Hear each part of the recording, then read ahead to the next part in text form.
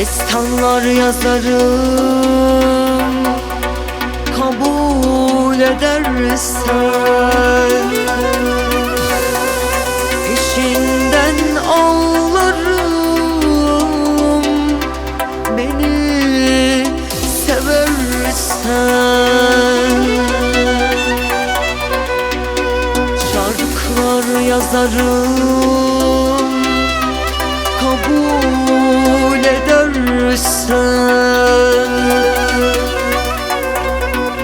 peşinden ağlarım beni seversen. Bir kez gülüyorum garip kuluna, bin can fedadır onun yoluna, onun yoluna.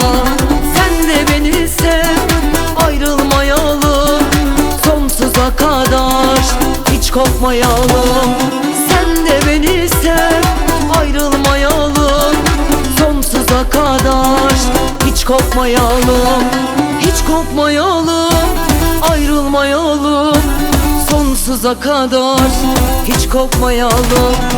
Sen de beni sev, ayrılmayalım sonsuza kadar, hiç kopmayalım, hiç kopmayalım, ayrılmayalım sonsuza kadar, hiç kopmayalım.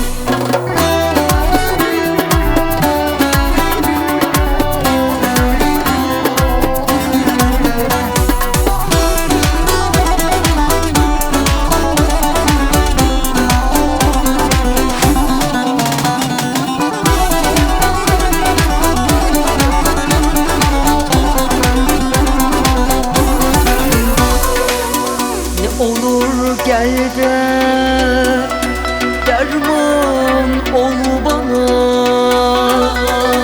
kalbim senindir, aşığım sana. Ne olur gel de deva ol bana, gönlüm senindir, aşığım sana. Bir kez gülüyorum garip kuluna, bin can fedadır onun yoluna, onun yoluna. Sen de beni sev, ayrılmayalım sonsuza kadar, hiç kopmayalım.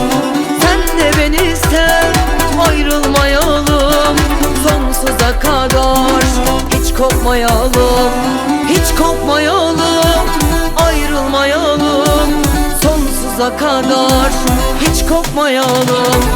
Sen de beni sev, ayrılmayalım sonsuza kadar, hiç kopmayalım, hiç kopmayalım, ayrılmayalım sonsuza kadar, hiç kopmayalım.